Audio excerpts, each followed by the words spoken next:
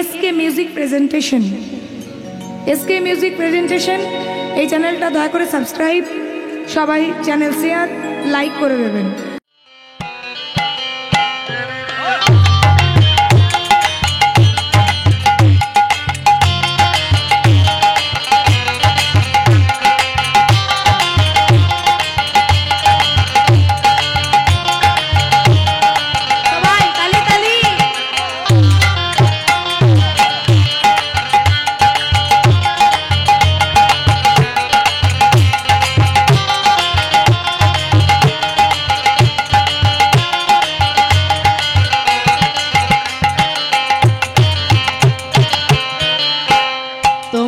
चलो चलो जाई, चलो चलो जाई ओई वृंदावने चलो रे सबाई राधे। चलो चले जाए ओमना चलो चले जाए वृंदावने चलो रे सबाई। তোমরা চলো চলে যাই, চলো চলে যাই এই বৃন্দাবনে চলো গো সবাই। তোমরা চলো চলে যাও ওমনা চলো চলে যাও বৃন্দাবনে চলো রে সবাই।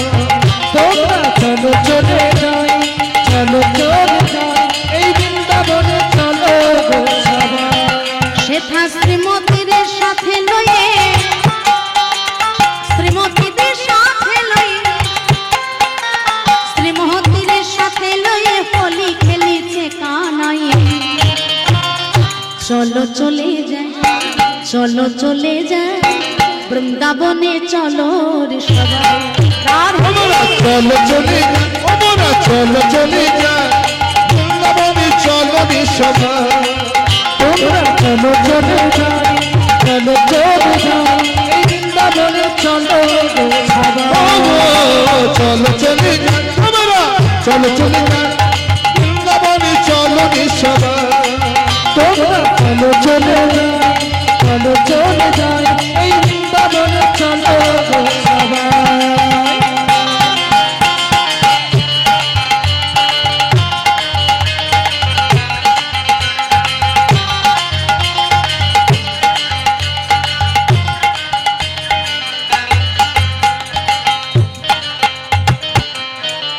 বসন্তের লাগে পরশগিরি ধারের মনি, ওই আবির রঙে খেলে হলি রাধা রানী স্বামী।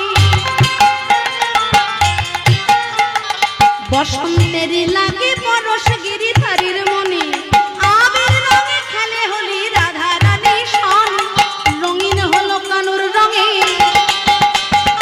রঙিন হলো কানুর রঙে, রঙিন হলো কানুর রঙে আয়ান ঘরণী তাই।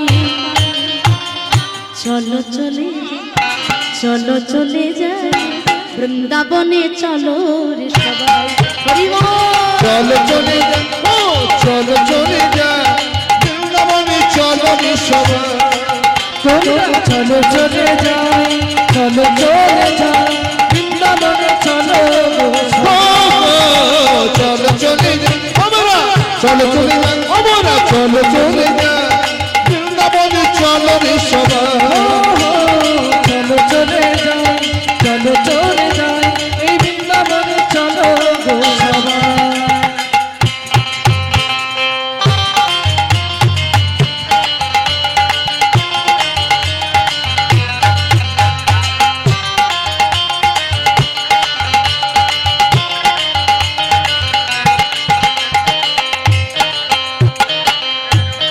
কেমন হোলি খেলছে দেখো মদন মোহন, ওই আবির রঙে রাঙাই পায় অবলার মন। আহা কেমন হোলি খেলছে দেখো মদন আবির রঙে রাঙাই পায় অবলার মন। শ্রীমতী রইলা যুগ বড় দেখে, শ্রীমতী রইলা যুগ বড়, শ্রীমতী রইলা যুগ বরণ কৃষ্ণ চূড়া রাঙা তাই। চলো চলে যাই, চলো চলে যাই বৃন্দাবনে চলো রে সবাই।